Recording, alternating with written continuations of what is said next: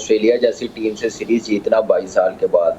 ठीक है, हमने काफ़ी बात की है, 5-6 साल बड़ी पाकिस्तान की क्रिकेट सफ़र में गुज़र रही थी और जीत नहीं पा रहे थे। सियासत नो डाउट बहुत ज़्यादा आगे हुई थी टीम में, फ़ेवरेटिज़्म बहुत ज़्यादा आ गया हुआ था, लाइकिंग डिसलाइकिंग परफ़ॉर्मेंस कोई काउंट नहीं कर रहा था।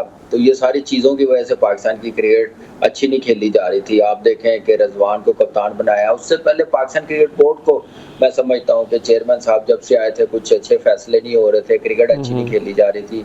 सडनली उन्होंने आउट ऑफ द बॉक्स अपनी सिलेक्शन कमेटी चेंज की है, पावरफुल की है।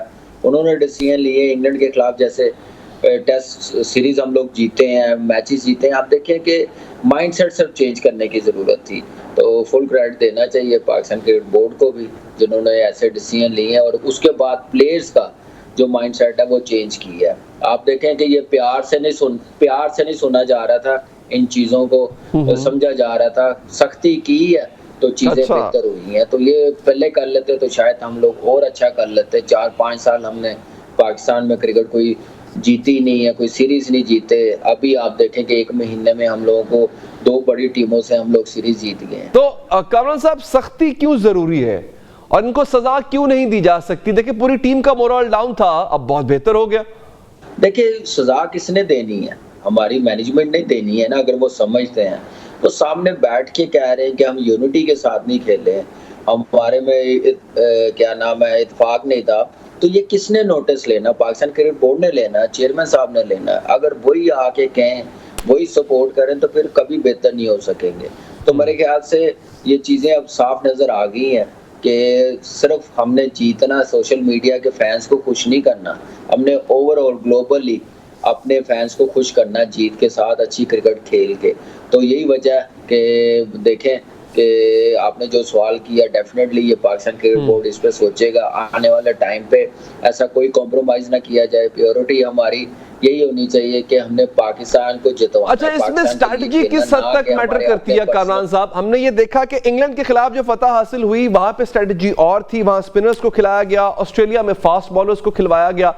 तो ठीक है, मेहनत अपनी जगह है, लेकिन स्ट्रैटेजी का चेंज करना ये कितना मैटर करता है?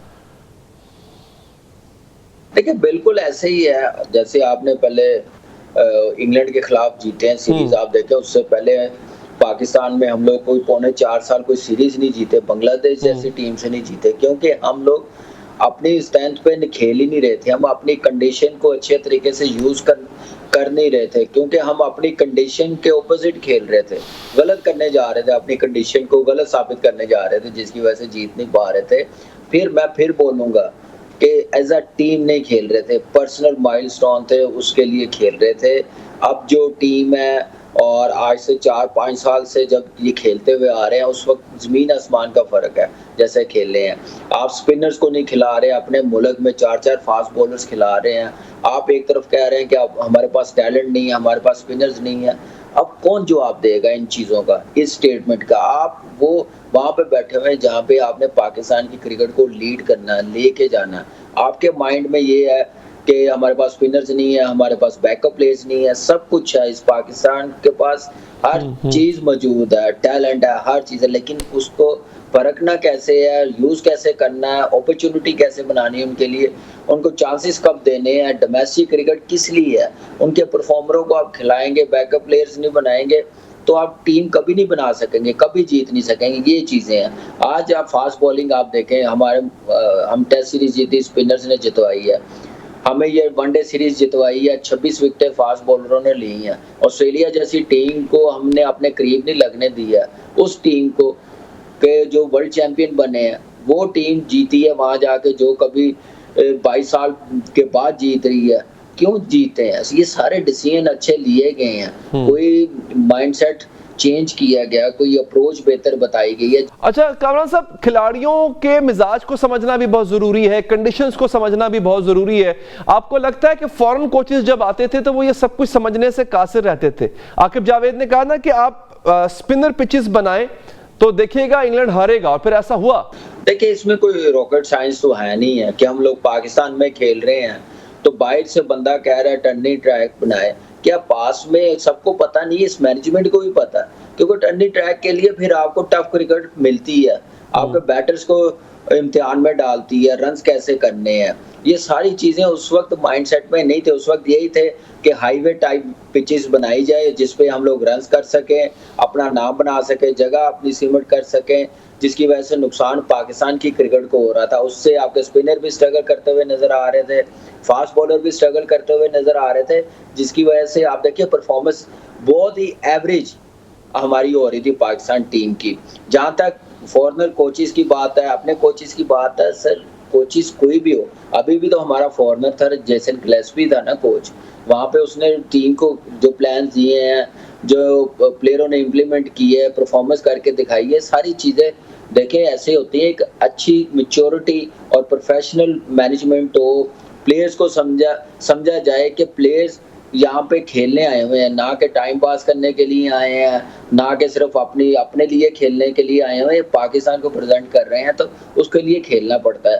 तो ये सारी चीजें चलती हैं, तो मेरा नहीं ख्याल कि अच्छा, आखिर में ये बताइएगा, उमर अकमल को क्यों नहीं चांस दिया जा रहा? आपको लगता है कि जानबूझ के उनके करियर के साथ खेला जा रहा है? देखिए उमर की नहीं, वो डोमेस्टिक में परफॉर्म करेगा, खेल जाएगा, सिलेक्टर बेहतर समझते हैं, पाकिस्तान क्रिकेट बोर्ड समझता है तो जरूर खेलेगा। देखिए कैरियर आज से 5-6 साल पहले सिर्फ उमर का नहीं है, कई लड़कों के खराब किए हैं।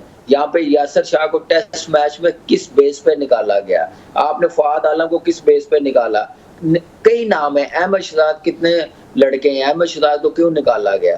आपने डोमेस्टिक क्रिकेट अपने फेवरेट्स लाने के चक्करों में कई लड़कों का नुकसान किया, पाकिस्तान का नुकसान किया, उससे ज्यादा आपने अपने सिस्टम का नुकसान किया, आपने अपनी डोमेस्टिक को डेंट पहुंचाया, आपने लड़कों के कैरियर खत्म। सर खुलकर नाम लेना सर किसकी वजह से हुआ? क्या बाबर की वजह से ये सब कुछ हुआ है, या पाकिस्तान के टैलेंटेड खिलाड़ियों को जो नुकसान पहुंचाया गया बाय डिजाइन पहुंचाया गया? देखिए बाबर की नहीं बात, बाबर तो बेस्ट जो कर सकता था, लेकिन ये सारे डिसीजन होते हैं हाई मैनेजमेंट के, आपके चीफ सिलेक्टर के, चेयरमैन के, बोर्ड के जो ऑफिसर हैं, आपके हेड कोच हैं, जितने आए हैं उन्होंने डोमिनेट किया पाकिस्तान की क्रिकेट को। देखिए कप्तान का डेफिनेटली बड़ा अमल होता है, यहाँ पे अनफॉर्चुनेटली पिछले जो 3-4 कप्तान आए हैं वो सर्वाइवल के लिए आए हैं, वो सिर्फ अपनी जगह सीमेंट करने के चक्करों में पाकिस्तान की क्रिकेट को नुकसान पहुंचाते रहे हैं, पाकिस्तान के लड़कों का कैरियर खत्म करते रहे हैं।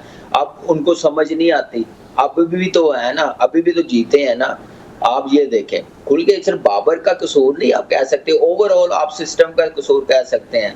वो देखिए किसी भी टीम की किसी भी कंट्री की अगर क्रिकेट ऊपर जाएगी, टीम अच्छा परफॉर्म करेगी, उसमें आपके 4 बंदों का बहुत बड़ा हाथ होता है। एक तो होता है हेड जो होता है बोर्ड का, वो, दूसरा आपका चीफ सिलेक्टर होता है, तीसरा होता है आपका कोच, चौथा होता है आपका कप्तान। ये 4 बंदों के हाथ में क्रिकेट होती है। मेरे ख्याल से ओवरऑल देखा जाए इन सब का कसूर है। अगर लड़कों के कैरियर खराब हुए हैं, जो मेरा एक्सपीरियंस है, क्रिकेट नीचे गई या जीत नहीं पा रहे, सेल्फिश माइंडसेट आया, तो ब्लेम इन सबको देना चाहिए, सिर्फ एक पे नहीं निशाना रखना चाहिए।